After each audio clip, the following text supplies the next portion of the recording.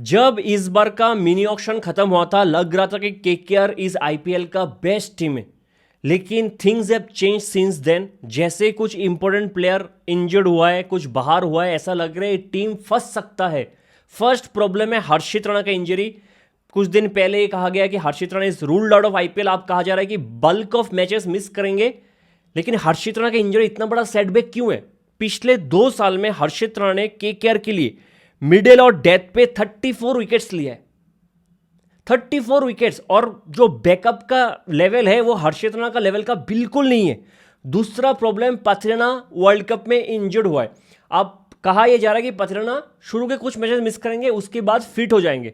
मैं आपको पथरेना का हिस्ट्री बोलता हूं। पथरेना 2023, 2024, 2025, 2026 चारों साल इंजर्ड हुआ है। और 2023 आईपीएल में 4 मैच मिस करा इंजरी की वजह से। 2024 में 10 मैच मिस किए इंजरी की वजह से। 2025 में 2 मैच मिस किए। और अगर आप मुझे कह दो कि पथरेना कफ इंजरी से बाहर निकल के सीधा आईपीएल में आके 145 की स्पीड से यॉर्कर डालेगा और सीधा जगह पे गिरेगा, आई डोंट एग्री। पथरेना जिस लेवल का बॉलर है, जैसा इंजरी प्रोन रहता है पूरी हिस्ट्री में, चांस ही नहीं है कि वो आके अपना गन यॉर्कर डाल पाएगा। सेकेंड प्रॉब्लम, पथरेना आपका बेस्ट डेथ बॉलर था। बेस्ट डेथ बॉलर पिछले 3 साल में पथरेना ने 45 विकेट्स लिया था सीएसके के लिए। 45 विकेट्स। और majority of wickets death overs पे आए हैं। पिछले 3 साल में डेथ ओवर्स पे आईपीएल में पथरेना से ज्यादा विकेट किसी ने नहीं लिए। वो भी इंजर्ड है, ठीक है। वो खेले, मतलब ऑब्वियसली ज्यादा मैचेस खेलेगा, लेकिन मैं अनश्योर हूं कि कितना फॉर्म में रहेगा वो इंजरी से वापस आके, ठीक है। तीसरा, उनके पास बैकअप पे एक बेहतरीन बॉलर था जो डेथ और मिडिल ओवर्स पे बहुत अच्छा बॉलिंग कर सकता था, मुस्तफिजुर रहमान, जिनको 9 करोड़ से खरीदा, उनको बीसीसीआई ने बाहर कर दिया। आपका मेन 3 पेसर डेथ और मिडिल का तीनों बाहर है। हर्षित राणा, पथरेना आ जाएगा वापस, लेकिन मुस्तफिजुर भी बाहर। और वरुण चक्रवर्ती का फॉर्म इतना खराब था सुपर 8 के मैचेस पे, आई सीरियसली डाउट कि केकेआर बॉलिंग से क्या करेगा। इसलिए मैं इस वीडियो में पहले केकेआर की बैकअप बॉलिंग के बारे में पहले बात करना चाहूंगा। इनके पास बैकअप में है वैभव अरोड़ा, जो न्यू बॉल के एक शानदार बॉलर है। अगर मैं करंट फॉर्म की बात करूं, इस साल स्मैट में 7 इनिंग्स पे 9 विकेट, इकोनॉमी 9.51 का, लेकिन हमेशा विकेट लेता है। आईपीएल 2025 में 12 इनिंग्स पे 17 विकेट लिया है। चलो, न्यू बॉल के एक बॉलर आपको मिल गया, बेहतरीन बॉलर। वैभव अरोड़ा हर मैच खेलेगा। उनके पास है आकाशदीप। इस फॉर्मेट का बिल्कुल भी अच्छा बॉलर नहीं है। पिछले सीजन आईपीएल में 6 इनिंग्स पे 3 विकेट, इकोनॉमी 12 का था। इस साल स्मैट पे 5 इनिंग्स पे 7 विकेट, इकोनॉमी 9.39 का। उनके पास है उमरान मलिक। इस साल स्मैट पे 5 इनिंग्स पे 6 विकेट, इकोनॉमी 9.59 का। आईपीएल 2025 खेला नहीं है, 2024 में 1 मैच खेला है। इनफैक्ट रणजी में सीजन जम्मू एंड कश्मीर ने सिर्फ 1 मैच खिलाया उमरान मलिक को। उनके पास है कार्तिक त्यागी। इस साल स्मैट पे 3 इनिंग्स में 4 विकेट, 8.27 का इकोनॉमी पेज उसके पास है, लेकिन कितना रिलायबल है आई डोंट नो। फिर उन्होंने मुस्तफिजुर का रिप्लेसमेंट बुलाया, ब्लेसिंग मुजराबानी, जिनका वर्ल्ड कप इस साल बेहतरीन गया था। 6 इनिंग्स पे 13 विकेट, 7.89 का इकोनॉमी। लेकिन इस इकोनॉमी को मैं अगर और ब्रेक डाउन करूं, पहले 2 मैच पे 4-5 का इकोनॉमी था, क्योंकि प्रेमदासा के बड़े स्टेडियम में जहां पे बॉल होल्ड हो रहा था उधर खेला है। जैसे प्रेमदासा से बाहर आया, 10-10 का इकोनॉमी था मुजराबानी का, लेकिन अच्छा बॉलर है। लेकिन ईडन गार्डन जैसे फ्लैट पिच पे क्या करेगा 7 मैच पे मुझे नहीं पता। हालांकि जब तक पथरेना नहीं आता तब वही कुछ मैचेस मुजराबानी को खेलना पड़ेगा, उससे ज़्यादा मुजराबानी खेल नहीं सकते, ठीक है। मैंने पेस बॉलिंग यूनिट के बारे में इसलिए बोल दिया कि इसका क्या करंट फॉर्म है, ताकि प्लेइंग 12 बनाने में थोड़ा सा आसान हो जाए, आपको भी समझ में आ जाए। तो मेरे हिसाब से प्लेइंग 12 होगा, फिन एलन के साथ ओपनिंग करेगा अजिंक्य रहाणे। नंबर 3 पे कैमरन ग्रीन, 4 पे रिंकू, 5 पे रमनदीप, 6 पे तेजस्वी दहिया, 7 पे अनुकूल रॉय, 8 पे सुनील नरीन, 9 पे वरुण चक्रवर्ती, 10 पे वैभव अरोड़ा, 11 पे पथरेना, 12 पे कार्तिक त्यागी। 4 ओवरसीज प्लेयर हो गया मेरा, Finn Allen, Cameron Green, Sunil Narine और Pathirana. Finn Allen is very destructive, लेकिन Tim Shepherd is more consistent. वो आपको फॉर्म के बेसिस पे शायद कभी शफल होते हुए आपको नजर आ जाएगा। 8 तक प्रॉपर बैटिंग है हर्षित के जाने से। नंबर 9 पे बैटिंग नहीं है। पेस ऑप्शन है आपके पास कार्तिक त्यागी, पथरेना, वैभव अरोड़ा और Ramandeep, even Cameron green. 5 bowling option है, पेस बॉलिंग ऑप्शन। और स्पिनर्स पे आपके पास 3 मैंने लिया है, वरुण चक्रवर्ती, नारिन और अनुकूल रॉय। अनुकूल रॉय को मैंने क्यों रघुवंशी के ऊपर सिलेक्ट किया एज एन इंडियन प्लेयर, मैं इसमें आगे जाके बात करूंगा। और रिंकू को मैंने थोड़ा ऊपर रखा है। बहुत लोग बोल सकते हैं कि नारिन आईपीएल में तभी अच्छा करता है जब ओपनिंग करते हैं, नारिन को ऊपर भेजो। नारिन को ऊपर भेजने से रहाणे को 3 पे भेजना पड़ेगा, कैमरन ग्रीन को 4 पे भेजना पड़ेगा। ये मैं नहीं चाहता हूँ, क्योंकि रहाणे का बेस्ट ओपनिंग पोजीशन में आता है, कैमरन ग्रीन का बेस्ट आईपीएल में नंबर 3 पे आया है, तो मैं इसी हिसाब से रखना चाहता हूँ, ठीक है। उसके बाद तेजस्वी दहिया मैं चाहता हूँ थोड़ा ज़्यादा बॉल खेले, ज़्यादा नीचे ना आए, इस हिसाब से मैंने प्लेइंग 12 बनाया। बाकी कोलकाता जाने कैसा बैटिंग ऑर्डर उनका होगा। पावर प्ले बैटिंग के बारे में बात करते हैं। पावर प्ले में उनके लिए होगा फिन एलन, रहाणे और कैमरन ग्रीन, फिनलैंड का T20 वर्ल्ड कप बेहतरीन गया है, 8 इनिंग्स पे 298 रन, स्ट्राइक रेट 200, सेमीफाइनल का सेंचुरी कोई नहीं भूल सकता साउथ अफ्रीका के अगेंस्ट। इनफैक्ट BBL सीजन इस साल बहुत अच्छा गया है, 11 इनिंग्स पे 466 run with strike rate of 184। Finland को कोई टेंशन नहीं, अगर फिनलैंड खराब करेगा टीम शेफर्ड आ जाएगा, मतलब बैटिंग में ज़्यादा कुछ टेंशन मुझे नजर नहीं आ रहा है। अजिंक्य रहाणे वंस अगेन बहुत ही इंस्पायरिंग स्टोरी है, जिस हिसाब से आपने test batting Ajinkya Rahane test specialist उधर से जो T20 में पिछले 1.5 साल में इंप्रूवमेंट दिखाया है, इस साल स्मैट पे 10 इनिंग्स पे 391 रन, 49 का एवरेज, 161 का स्ट्राइक रेट। IPL 2025 भी अच्छा ही गया था, और उसके बाद स्मैट 2024 तो और भी अच्छा गया था। कैमरन ग्रीन का मैं कहूं तो बैटिंग फॉर्म बहुत ही खराब है, मैं एशेस के टाइम से देख रहा हूं। T20 वर्ल्ड कप में स्टैट्स तो बहुत ही खराब, मतलब बताने लायक भी नहीं है। 3 इनिंग्स में 24 रन, 120 का स्ट्राइक रेट। ऑस्ट्रेलिया वाला पाकिस्तान सीरीज जो हुआ था T20 वर्ल्ड कप से पहले, उधर भी 124 का स्ट्राइक रेट। इनफैक्ट एशेस का भी एवरेज 24 का है, लेकिन IPL में पीछे थोड़ा फ्लैट होता है, तो देखना पड़ेगा कैमरन ग्रीन आके क्या करता है, लेकिन डाउटफुल है।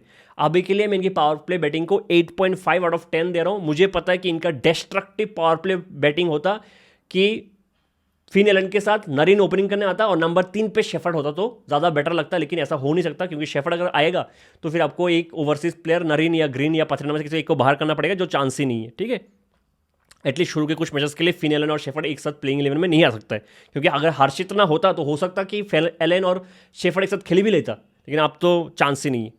मिडिल ओवर्स की मैंने बात करूं तो कैमरन ग्रीन क्योंकि नंबर 3 पे आएगा, मिडिल ओवर पर भी बैटिंग करेगा। उसके बाद है रिंकू सिंह और रमनदीप।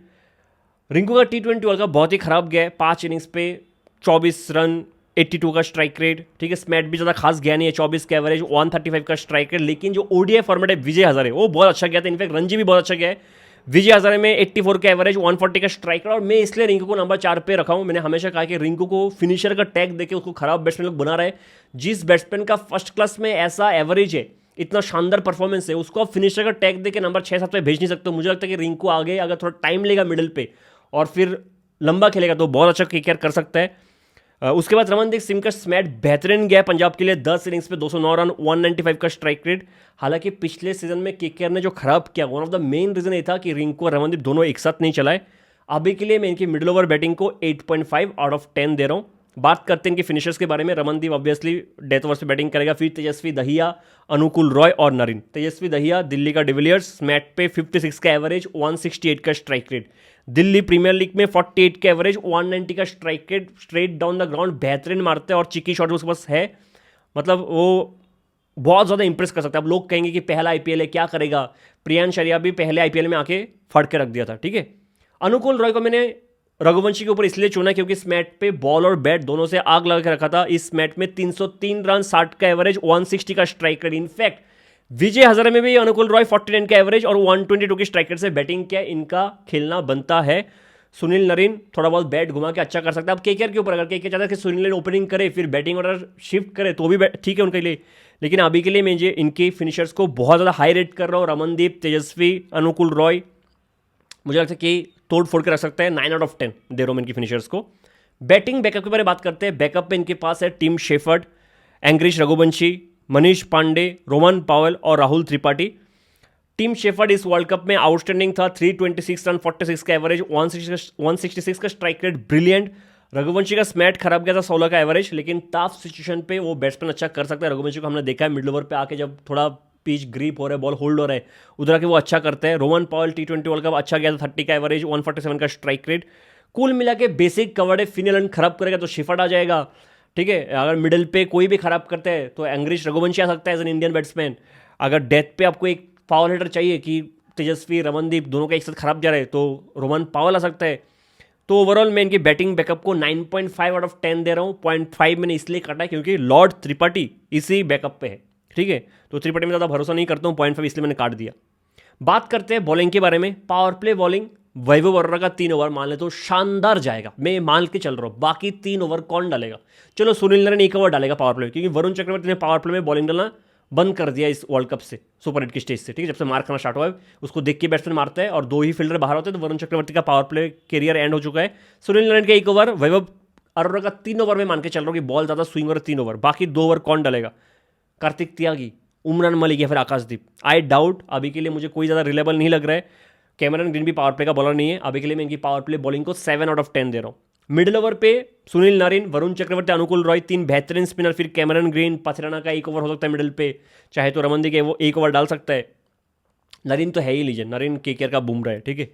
वरुण पे आता हूँ, ठीक है। अगर रेपुटेशन देखो तो मिडिल ओवर बॉलिंग को मुझे 10/10 रेट कर देना चाहिए, लेकिन वरुण का जो फॉर्म रहा है पिछले 5 मैच पे, 3 ओवर पे 39 रन फाइनल पे, इंडिया के किसी ने कोई भी बॉलर 10 के ऊपर का इकोनॉमी से बॉलिंग नहीं किया फाइनल पे, वरुण ने 13 के इकोनॉमी से बॉलिंग किया। इससे पहले 4 पे 64 एक विकेट, 4 पे 40 एक विकेट, 4 पे 35 एक विकेट, 4 पे 47 एक विकेट। बहुत ही खराब फॉर्म है वरुण चक्रवर्ती, जैसे आता है ऐसे मार खाता है, ठीक है। तो आई डाउट, लेकिन अनुकूल रॉय 1 सेकंड मैच में 18 विकेट्स लिया है 7.42 की इकोनॉमी से, तीनों स्पिनर कमाल किया, लेकिन वरुण की फॉर्म पे क्वेश्चन मार्क है। फिर भी मैं इनके मिडिल ओवर बॉलिंग को 9/10 दे रहा हूं। मुझे लगता है कि वरुण अच्छा करेगा। अगर वरुण का फॉर्म सही जाता तो मैं 10/10 देता, ठीक है। डेथ बॉलिंग पे आते हैं। पहले कुछ मैचेस का मैं मिस कर रहा हूं कि मुजरामनी डालेगा, पता नहीं मुजरामनी कैसे डेथ पे बॉलिंग करेगा। जैसे पाथराना आता है, मान ले पाथराना 3 ओवर डेथ पे डाल के दे रहा है आपको, ठीक है। उसके बाद बाकी 2 ओवर कौन डालेगा? चलो सुनील नारिन 16th ओवर डाल देगा, ये भी मान के चल रहा हूं, ठीक है। बाकी 1 ओवर कौन डालेगा? कौन डालेगा? कार्तिक त्यागी। और पाथिराना, अगर आपको याद होगा, उसका 2022 पे इकोनॉमी था 7.6 का, 2023 में इकोनॉमी था 8 का, 2024 में इकोनॉमी था 7.68 का, 2025 में सीधा इकोनॉमी बढ़ के हो गया 10.14। One of the main reason क्यों सीएसके ने उसको छोड़ दिया, क्योंकि जैसे उसको शोल्डर इंजरी से वापस आया है वो, उसका बॉलिंग एक्शन चेंज हो गया, उसका रिलीज पॉइंट अभी थोड़ा चेंज हो गया है, it is easy to pick him, उसका यॉर्कर्स उस तरीके से गिर नहीं रहा है। One of the main reason, अगर पाथिराना खराब करता है, एक तो इंजरी के बाद वापस आएगा, और ऊपर से अगर खराब करता है पिछले सीजन जैसा, केकेआर बहुत मुश्किल हो जाएगा बॉल से कवर करना, चाहे बैट्समैन जितना भी रन बना लो, ठीक है। और मुझे पता नहीं दूसरा डेथ बॉलर के लिए कौन करेगा। हर्षित का सेटबैक बहुत बड़ा सेटबैक है, हर्षित का off cutter, back of the end slower one. Harshit बहुत स्मार्ट है, मैं हमेशा कहता हूँ बहुत स्मार्ट है, चाहे बॉलर के पास स्किल लेवल वो इतना अच्छा नहीं है, लेकिन T20 क्रिकेट में बहुत स्मार्ट है। उसको पता है बैट्समैन का आगे का स्टेप क्या होगा, वो इस हिसाब से बॉलिंग करता है, लाइन वाइनिंग चेंज करता है। मैं इनके डेथ बॉलिंग को अभी के लिए 7/10 दे रहा हूँ, क्योंकि मुझे पाथिराना के फॉर्म और फिटनेस दोनों पे बहुत बड़ा क्वेश्चन मार्क है। 7/10। बैकअप के पेसर्स के बारे में मैंने ऑलरेडी बात कर लिया, बैकअप के स्पिनर्स ऑलराउंडर्स के बारे में बात करते हैं। ऑलराउंडर्स इनके पास रचिन रविंद्रा, जिन्होंने T20 में अभी तक कभी अच्छा बैटिंग नहीं किया। T20 इंटरनेशनल टेस्ट उठाकर देख लो, बैटिंग में खराब, IPL का तो और भी खराब, ठीक है। हालांकि बॉलिंग से इस वर्ल्ड कप में बहुत अच्छा बॉलिंग किया है। इनके पास दक्ष कमरा है, उनके पास सार्थक रंजन है, 1 सेकंड DPL बहुत अच्छा गया था उसका, 449 रन 146 स्ट्राइक रेट से। रोमन पावल है जिनका बैट से अच्छा गया है, बॉलिंग थ्रोबल कर सकता है। प्रशांत सोलंकी एक लेग ब्रेक बॉलर है, डिसेंट, बहुत ही डिसेंट लेग ब्रेक बॉलर है। तो बैकअप के स्पिनर और ऑलराउंडर सही है, मेरे हिसाब से खराब नहीं है, 8/10 में दे रहा हूँ। 1 सेकंड केकेआर का बैटिंग यूनिट क्लिक करना बहुत ज़रूरी है, क्योंकि आपको 2 चीज़ समझना पड़ेगा। केकेआर के पास बैटिंग यूनिट पिछले सीजन भी बहुत स्ट्रांग था, यस। फिलसॉल्ट नहीं था, फिलसॉल्ट को बहुत मिस किया, फिर भी बैटिंग यूनिट ज़्यादा स्ट्रांग था, ठीक है। उसके बाद भी खराब किया, क्योंकि ना रसल उतना चला, ना रिंकू चला, ना रमनदीप चला, ठीक है। उसके बाद इस सीज़न में जो और एक चीज़ होने वाला है कि हर्षित राणा नहीं है, बॉलिंग चला गया इनका मिडिल और डेथ का अच्छा बॉलर। पाथिराना की इंजरी एक बहुत बड़ा कंसर्न है कि वो डेथ पे कैसा बॉलिंग करेगा, किसी को नहीं पता। तो आई डाउट कि इस बॉलिंग यूनिट को कैसे ये लोग मेंटेन करेगा। ऊपर से वरुण का फॉर्म बहुत कंसर्निंग होगा केकेआर के लिए, बहुत कंसर्निंग होगा। तो बैटिंग पे सबका क्लिक करना बनता है, तभी जाके केकेआर मुझे लगता है अच्छा कर सकते हैं इस IPL में। मैं उम्मीद करता हूँ वरुण फॉर्म पे आ जाए और पाथिराना आके अच्छा करे।